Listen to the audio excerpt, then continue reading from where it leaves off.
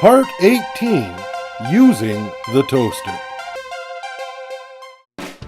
For today's task, you will need a Level 8 reflective safety apron, Level 5 safety glasses or equivalent safety side shields, Class 8 oven mitts, and a Class 6 titanium safety hairnet.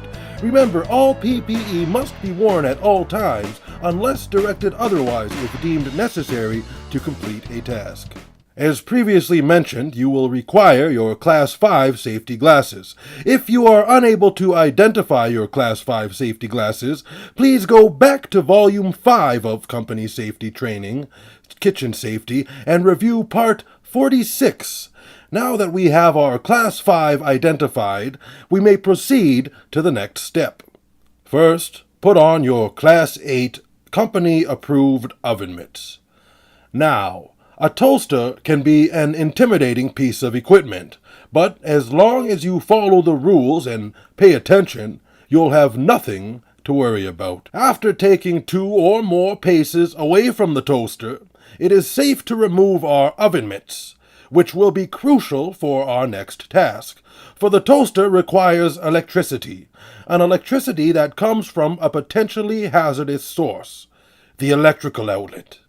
Now, as previously stated in Volume 3 of Company Safety Training, Kitchen Safety, and Review, Part 29, all electrical outlets in use are due to be labeled and identified with 0.029 yellow hue reflective caution tape, and to be remained identified until outlet is no longer in use. Now that we have our area tied off, we can plug in the toaster.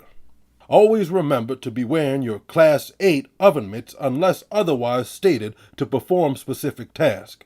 You must now remove your oven mitt to retrieve the bread. Open the bag and retrieve 2 slices of the bread. Inspect the bread for any harmful substances such as mold, fungus, or fungi, or gluten if you're choosing a gluten-free style of bread. After placing the bread into the toaster, please remember to put your oven mitts back on. You may now press down on the lever of the toaster, dropping the bread into position and igniting the coil. It is important not to leave the toaster at any time while it is plugged in. If you need to leave for an emergency reason, always remember to turn off and discharge the toaster by removing it from its energy source by disconnecting the plug from the electrical outlet. Now that our toast is done, we can remove our Class 8 oven mitts to conduct the completed product investigation of the toast.